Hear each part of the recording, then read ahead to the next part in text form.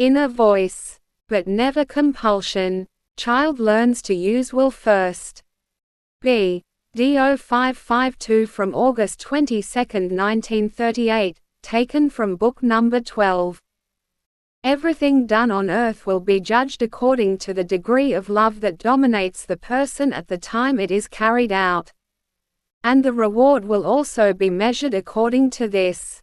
If you now have the desire in you to be helpful to a person and you carry out a good deed in this desire, only ever out of love for your neighbor, then such a deed will have an effect for eternity as it were, because a divine power is inherent in it, by virtue of which the soul spiritualizes itself and separates itself from the desire of the body.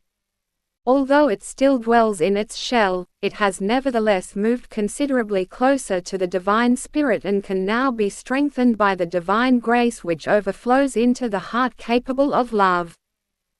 Every activity of love is preceded by the quiet voice of God. It will always admonish the human child to do what is beneficial to his soul. However, as soon as opposing forces take effect which want to determine the heart to only do that which could bring the person earthly benefit, then he now has to endure an inner battle and free will is compelled to express itself. And thus every action will be preceded by a directive from God to do what is right, yet the person's own will be decisive and therefore he can never be forced into doing what his will does not approve of.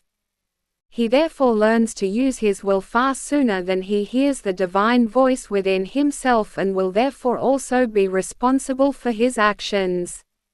The very first decision is often decisive for the later development of the soul. A child which turns to love of its own accord will not run the risk of ever going astray, for the soul turned to the good of its own accord, was supported by grace and therefore did not easily lose its connection with the good spirit world. The strength is granted to it time and again and it produces new works of love again.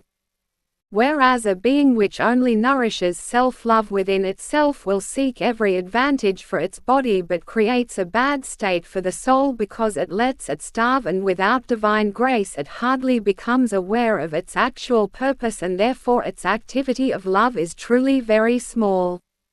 Whereas a loving soul cannot do enough for itself, for the spirit of love is constantly at work in it. Every good deed is an inexhaustible source of grace. It provides the human being with the strength to work in love, and therefore every good deed also has the blessing in itself that it awakens love where such is still dormant, and thus a single deed of love can have an infinitely happy and beneficial effect on the soul. Amen.